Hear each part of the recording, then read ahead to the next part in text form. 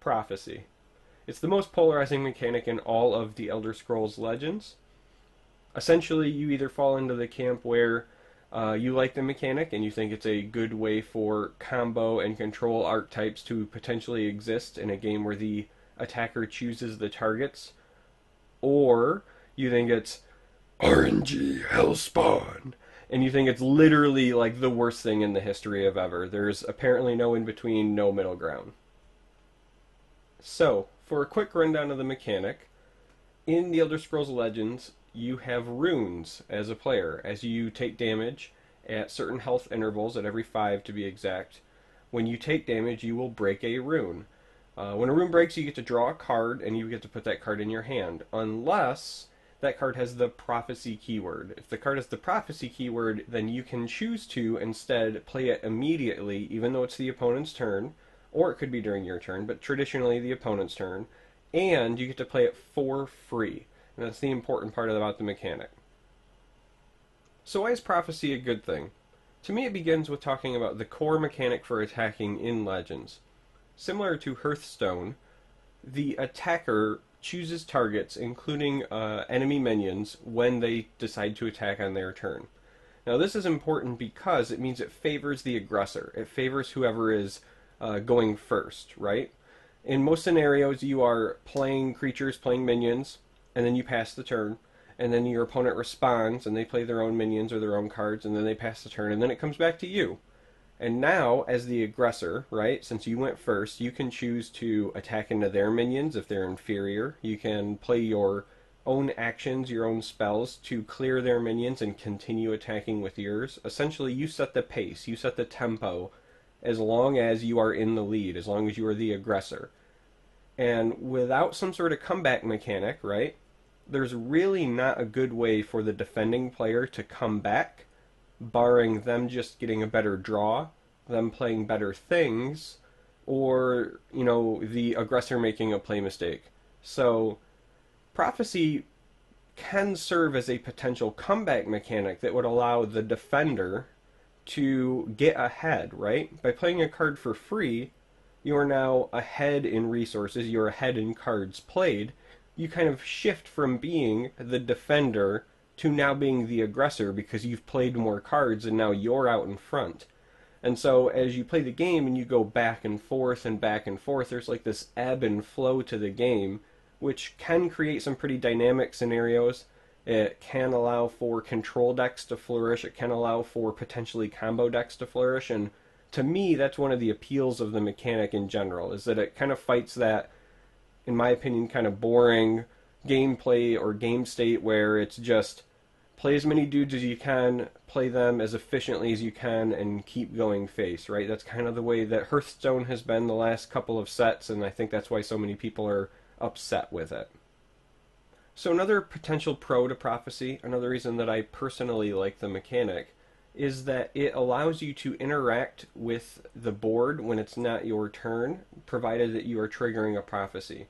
So, as somebody who has a strong like Magic the Gathering background, and I've played a lot of other TCGs, CCGs, etc. over the years, I like being able to interact when it's not my turn, but I also understand why so many digital games don't allow it. If you've ever played Magic the Gathering online, there is an almost tedious amount of passing priority or keeping track of when priority changes hands, because players can play spells during each other's turns, and it's just like a non-stop back and forth, back and forth. Turns can take forever. It's not very easy for new players to pick up. The UI can feel clunky at times. It's just not accessible, right? So people like Bethesda and Direwolf, they want to have their game be accessible. They want new players to be able to pick it up, but they still want some depth, right? And so Prophecy kind of serves, at least to me, as that happy medium between the two. I can still potentially make plays to stop what my opponent was doing. I can still interact with the board, but it's under certain set guidelines or certain set triggers or scenarios based on the Prophecy mechanic. And that kind of reduces all of that tedious back and forth passing of priority that you would experience in a game that's kind of just open, right? Those games work really well when you're in person because you can verbally or non-verbally or etc. just make very like quick checks with the other player, but when you've got like pop-up windows popping up and always constantly checking and this and that, then it can be frustrating in the digital experience. So if you consider what the mechanic is potentially trying to solve, specifically a scenario where the attacker gets to choose targets as the aggressor, and a scenario where the players have limited opportunities to interact with the board when it's not their turn, I actually think it's kind of an elegant design. I really feel like the comeback mechanic is important, again, for the ability for combo or control decks to succeed or to flourish or even be viable, really. Like right now, for example, Control Mage is pretty prominent in the Elder Scrolls Legends meta, and I honestly don't think that it would be if it were not for the sake of prophecies. If you had to hardcast every lightning bolt, if you had to hardcast every javelin, I don't think that the deck would be nearly as successful. Archer is like the antithesis of that. I mean, yeah, you can get werebats and so forth off of prophecy, but for the most part, Archer is like the other side, right? It's more of a mid-range, play quality guys, keep pressure to the face, and right now those are kind of the top two. But that being said, the meta's kind of wide open. When you're playing at the legend ranks, you see spell sword, you see action assassin, action mage, you see prophecy assassin. There are, in my opinion, a wealth of competitive viable decks, which I think speaks to a healthy meta, in large part because the prophecy mechanic kind of makes things volatile, for better or worse. And so I think that it keeping things interesting and the game being new and people trying new things is really making the game enjoyable. So that doesn't mean that the mechanic doesn't have cons. I mean, it wouldn't be polarizing if it didn't have cons, so clearly there are some, right? Let's start with the elephant in the room, RNG. It's either going to be randomly on the top of your deck or it's not, right? There is a random element to the mechanic and how it triggers and how it works. Naturally, people who dislike RNG or might have nightmares from playing games like Hearthstone, they hear RNG or they think RNG and they get their pitchforks out and their torches going and they're ready to burn the thing at the stake. So there is that. Now, card games are going to have an element of randomization regardless, right? You're going to draw the cards, and sometimes you'll have this thing in your hand, sometimes you'll have other things in your hand. Like, that's just the nature of the beast. If you wanted to play something that didn't have that level of randomization, you'd be playing chess, right? Personally, I think that the randomized events that are, brought about by card games are actually what makes them enjoyable, what makes them interesting. The fact that I can play, Control Mage versus Archer, 100 times and have 100 of my games be different. Sure, they'll be similar, and I'll play the matchup similarly based on the strategies, but every game's going to be different. It's going to depend on who draws what and when they play it, and all of those things are going to have some level or some impact of, being randomized based on when you draw the cards and when they're available. And that means that I have to think on my feet, right? I have to make decisions based on the scenario in front of me. I have to make what I call a micro decision. And it's those interesting micro decisions that make me enjoy a game. So, you have to kind of accept that there's going to be some level of randomization. But that being said, people also naturally dislike when anything feels too random, or if it's, random in general. They just, they react immediately negatively to it, and, that's, again, maybe due to some nightmares from other games or, bad experiences, etc., etc. So, I think that comes down to that it just sucks to lose to a prophecy trigger, but, the counter argument to that is it just sucks to lose to any other randomized event, right? So, it sucks to lose to somebody top decking the right thing to bail them out. It sucks even worse to lose to somebody top decking the right thing 3, 4, 5 times to bail them out. It sucks to lose to Piloted Shredder turning into a Doomsayer and wiping my board when I clearly had the lead. It sucks to lose to my opponent having, the first turn win combo in their opening hand in Magic the Gathering and I don't have Force of Will available. Or maybe I have my first turn win combo, but they're sitting on, 2 blue cards and 2 Force of Wills, and they shut me down, and then the game's over, right? Like, that sucks too. even other card games that might not be, trading card games or collectible card games. It sucks to lose to the nerd who gets the small inside straight on the river, despite it not even being something that looks viable off of the flop, and there's lots of raises and lots of betting, and they just stick it out anyway, and then, oops, I won, and I take all your money, right? Like, it just sucks. It sucks to lose to random events. It sucks to lose, period. And so any of the mechanics that may contribute to that and in the process make you feel helpless when that happens, like, that sucks, right? That's going to breed a negative reaction, and so that's why people, I think, dislike RNG and kind of dislike prophecy as it relates to RNG and the mechanic. So one of the reasons that I'm not personally against the RNG nature of prophecy, and again, I preface this with this is my own personal opinion based on my experiences, but it doesn't really bother me because the RNG that's involved is at least a form of what I would call informed RNG, right? Like, we know most of the variables involved. We know the prophecy cards that exist. We know the colors or the attributes that my opponent is playing in any given game. We know the cards that they have visibly played against me. So if my opponent is playing willpower and I've seen they've played 3 javelins, I don't have to worry about javelin anymore, right? Like, we know that. We also know how many cards are left in their deck, so we can, roughly, maybe not to the decimal point, right, but we can roughly make educated decisions about what our chances are of running into a prophecy.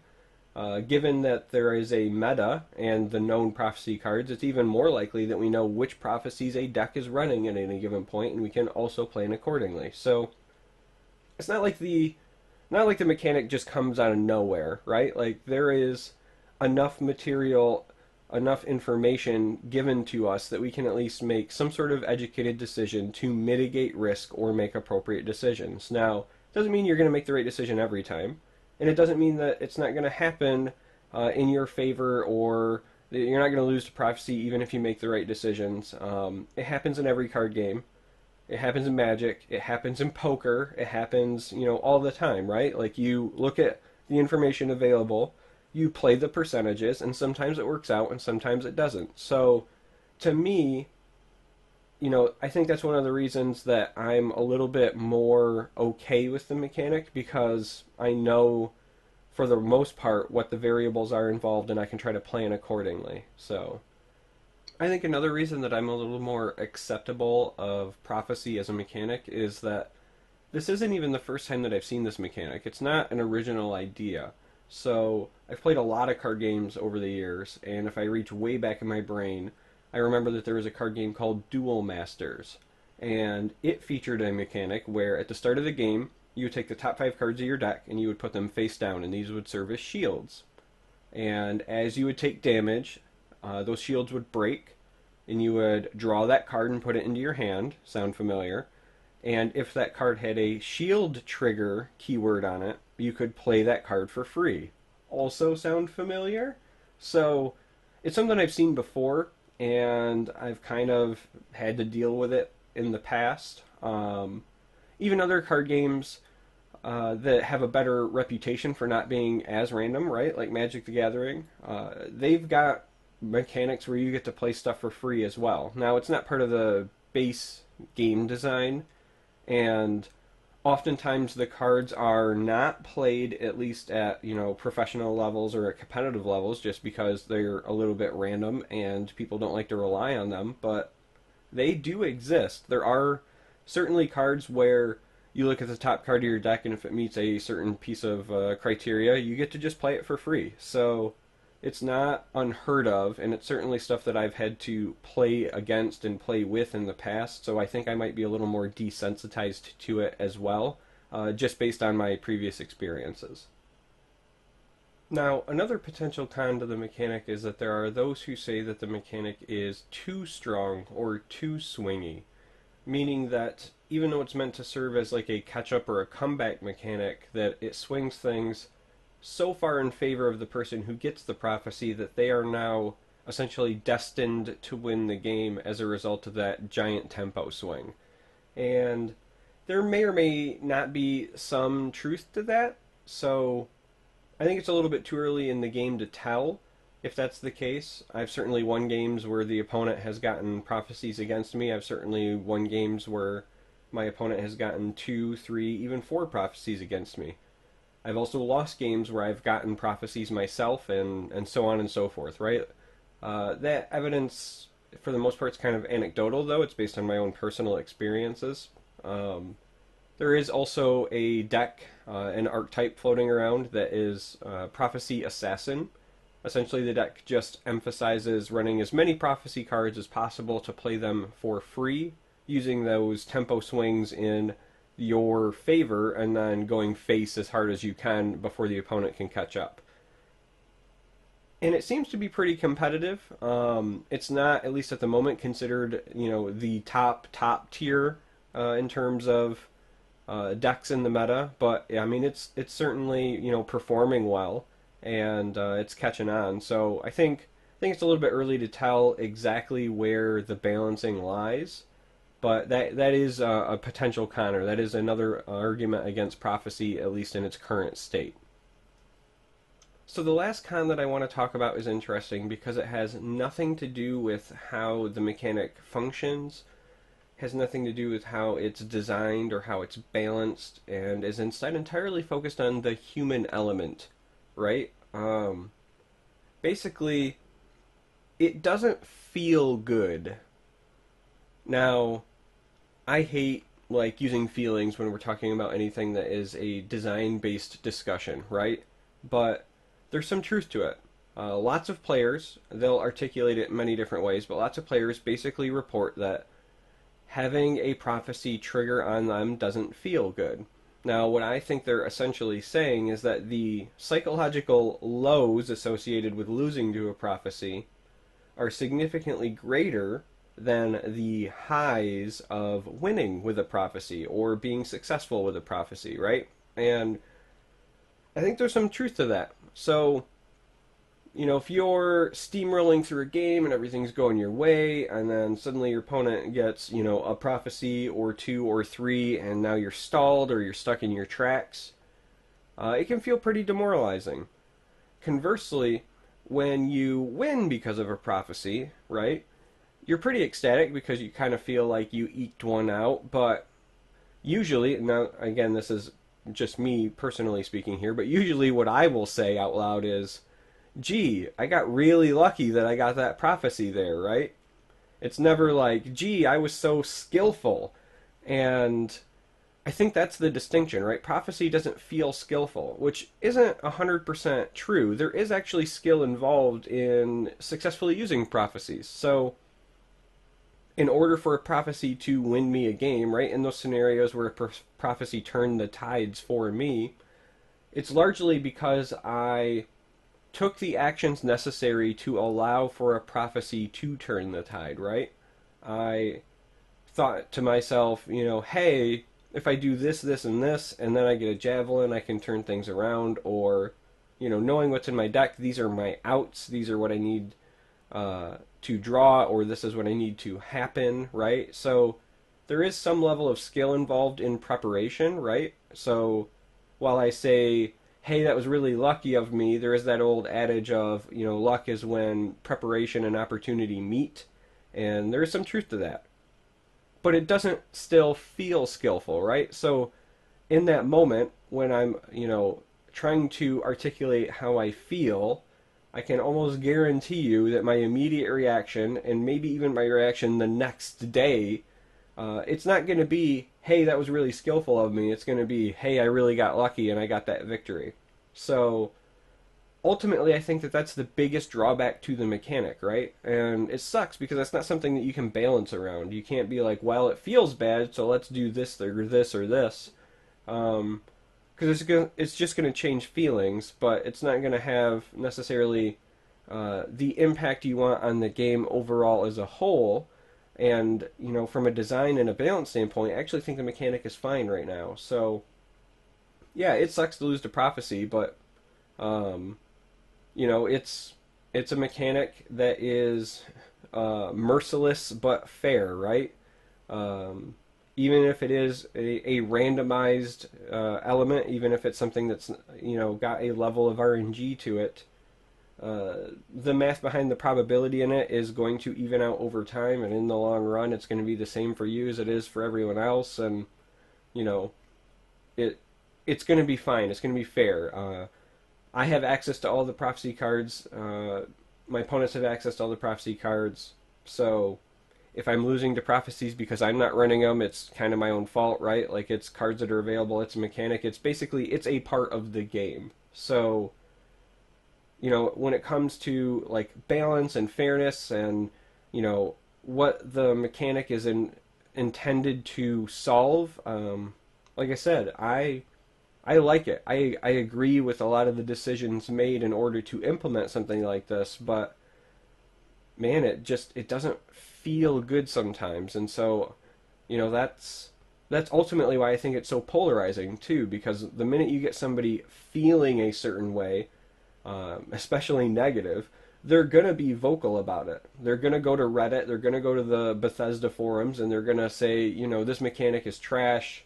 I had the game well in hand, and then the guy got some random, javelin, and I lose. GG, so much fun, right? Like that's your natural reaction, but that's not again necessarily something to balance around. So it is, it's interesting, and I would like to know what you guys think, right? So I would like to see how you guys feel about prophecy, how you feel about the balance and the things that it's trying to solve.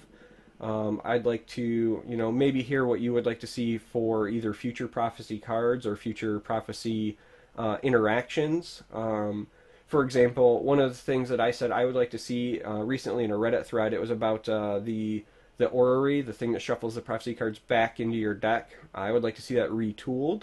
So I think it would be really cool if instead of it shuffling all of your prophecy cards back into your deck, it would let you draw a card from the top of your deck and then let you take any card from your hand and put it back on top. So you're not net drawing a card, but you are potentially putting a prophecy on top, daring your opponent to break a rune. But it also allows for the interesting micro decisions of bluffing and playing mind games, right? You could maybe use that when you don't have a prophecy in hand and you're just trying to fake your opponent out, saying like, hey, I totally just put a javelin on top, and you might stall them, right?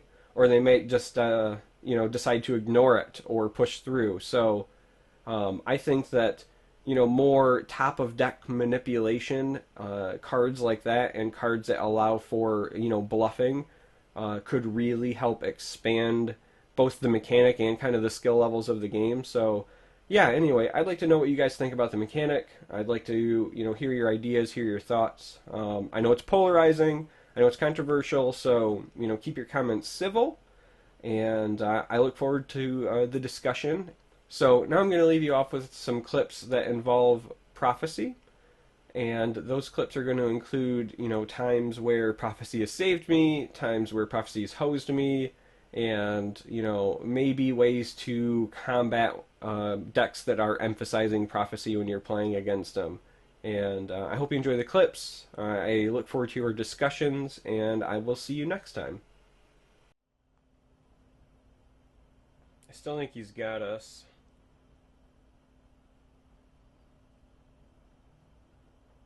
I don't think we have enough to put in his way. This guy's done work for him. Cleansed. Oh yeah, that's game. GG. Don't make me laugh. Who goes there? I live to serve. Never mind. We get a Hail Mary. Training is over. It's time to act. Divine Fervor? Oh.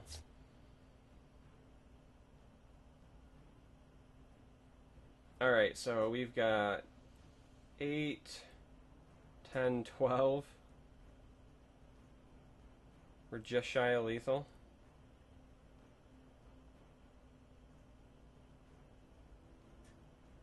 Kill them all. Your death is my command. You'll pay Might for as well this. do this, You'll just pay because for this. there's nothing that we can do about it.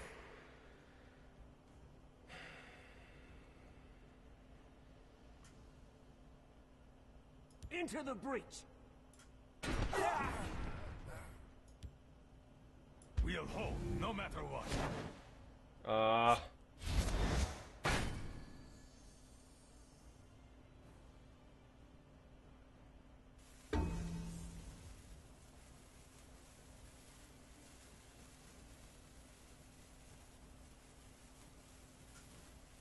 Kill them all.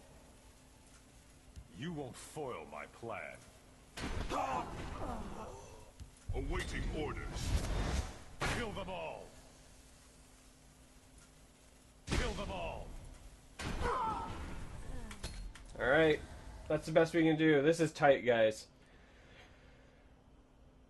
We really needed a Divine Fervor there or a Resolute Ally. Either one of them would have likely given us the victory. Instead, we had to take the damage that was available and provide like some taunt in the lanes. So now we just have to hope that he doesn't have an answer. He's going to gain some health.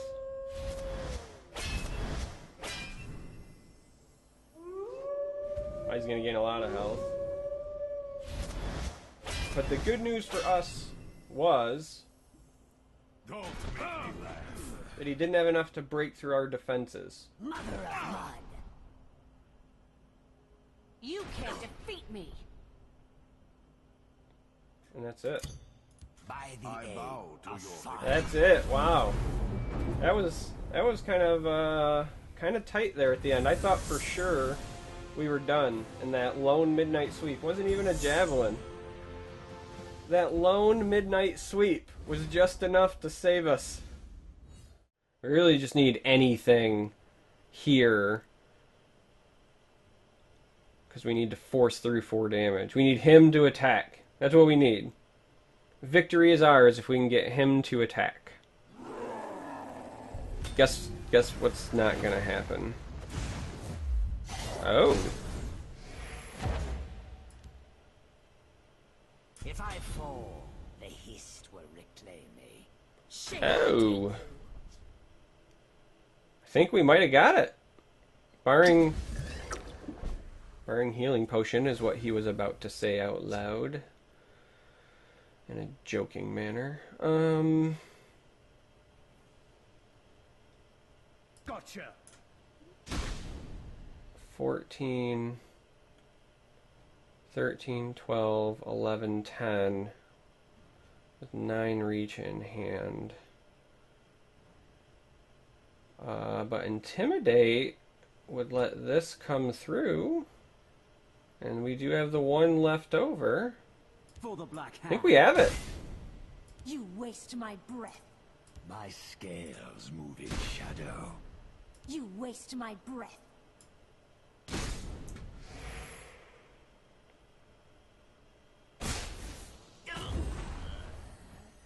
Fuck!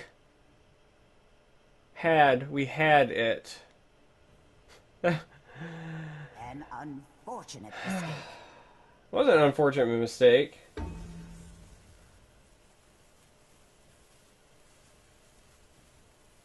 It was still the right play.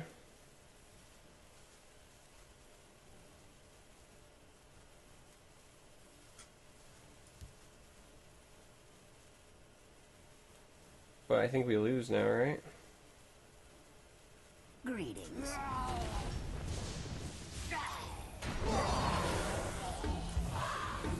It's the best we got. We had lethal! We needed not a potion or not something that was removal.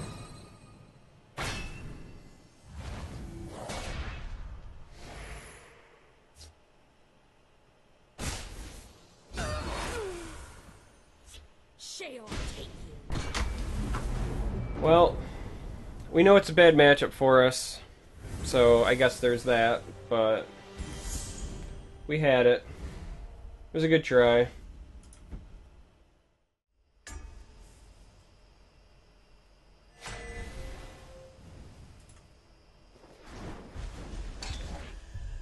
Alright, so this is likely action mage.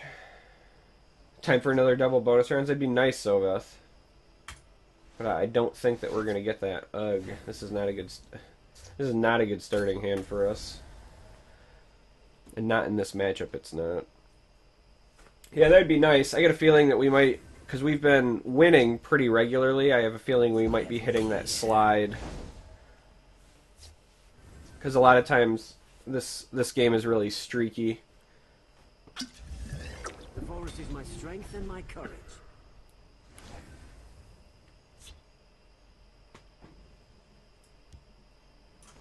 My scales are a big shadow. Okay. It might not be action assassin. It could also be the prophecy assassin that just runs. Oh no, thievery says probably action assassin. Okay. Which means My scales move in shadow. They cannot hope to outwit me. bat might have been better, but I think we kind of want to bait out lightning bolts first.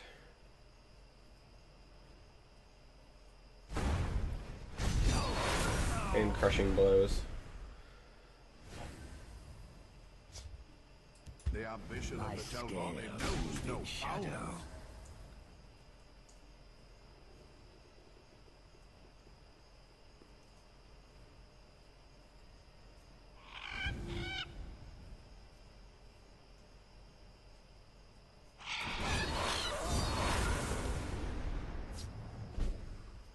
I'm okay with that.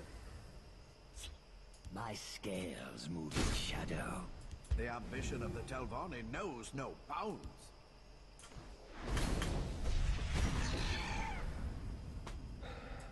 I'm okay with that.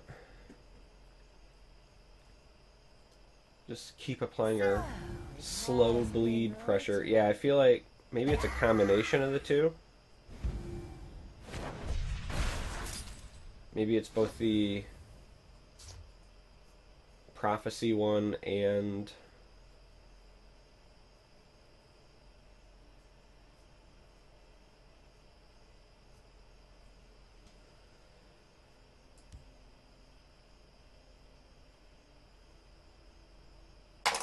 My sword hand itches. My friend would like to say hello.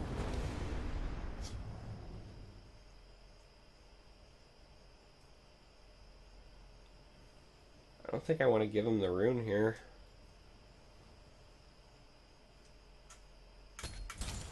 Not for just one damage.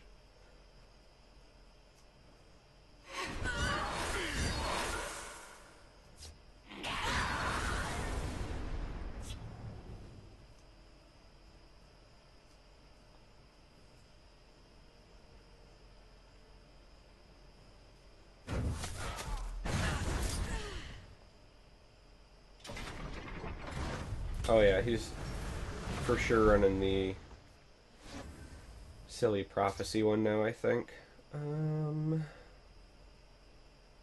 Let's see what this gets us.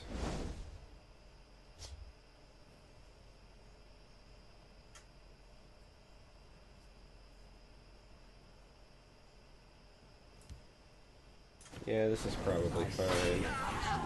Shadow. If I fall, the beast will reclaim me.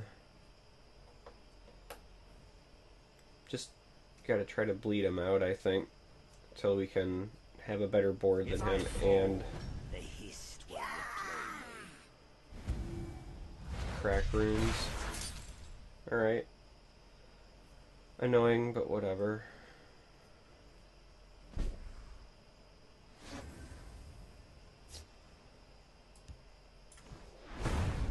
My scales move in shadow. See if he's got that lightning bolt back there. I don't really think you're worth a finish off. And I again don't want to give him the free rune yet.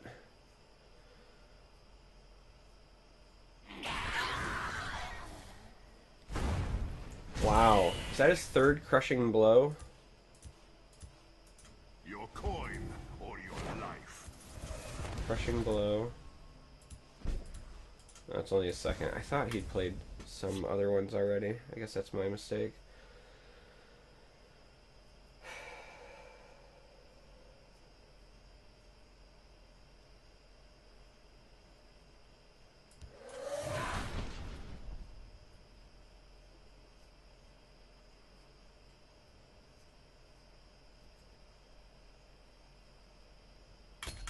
I think we just keep trying to bleed him out.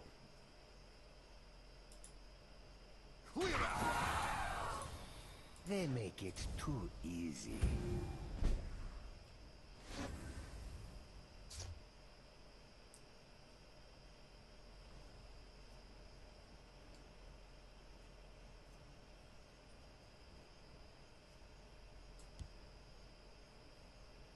Kind of want to play this just to get the board presence because I'm likely just going to Odiving next turn anyway.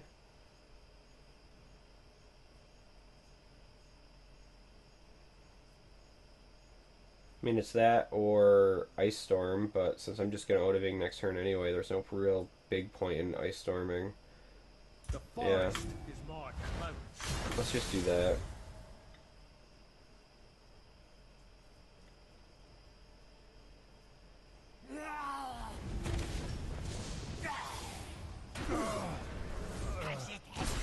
Alright, so we're not going to Odiving, it would appear. Your coin or your life.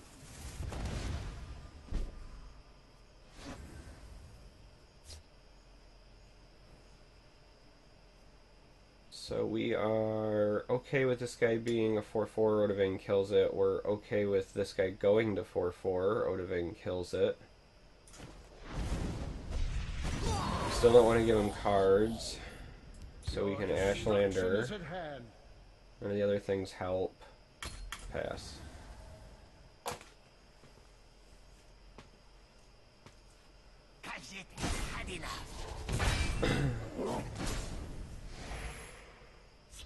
Clear out. Yeah.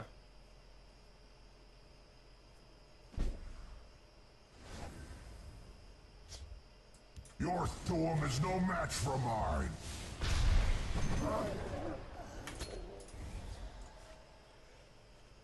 Yep, we're at 15 health, but we've got a Kinsman and a bunch of other stuff.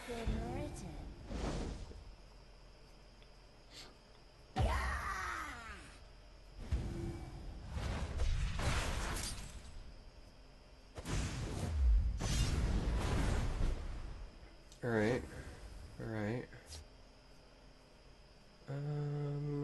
Kind of almost want to Conjuring this guy just to see what it kills.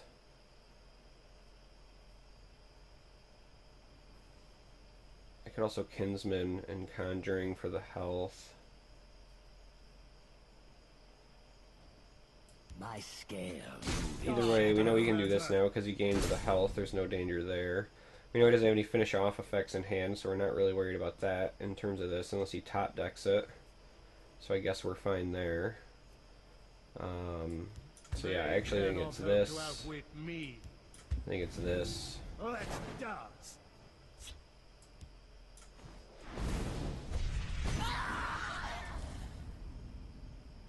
The ambition of the Telvanni knows no bounds. Yeah. Only one card I don't think he can really burst us, and then we're looking at, we got what, 17, 22... The Night Mother will guide us.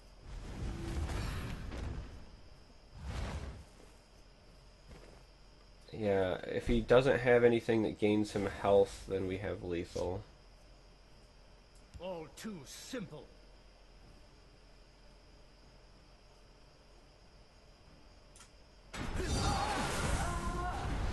Oh, you know what? We got like a 50-50 lethal. It's not 100% guaranteed. Can't you see I'm busy? Go! Dorsul! Alright, we totally expect a fair number of prophecy triggers here, since that's the entire point of his deck.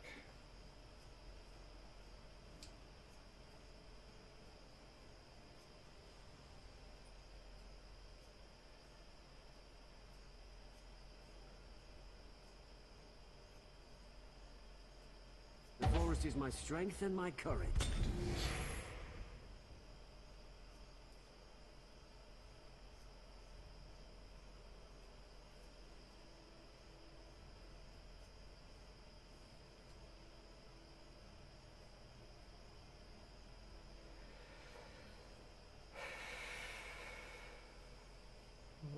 trying to do the math here. Hold on. Oh, you know what? Gotcha. We still have a shot at lethal. Hold on. Still have a shot at lethal. My scales move in shadow. No, we don't have a shot at lethal. Yes, we do have a shot at lethal. There we go. Just had to figure it out. A fine display. Ashlander goes face!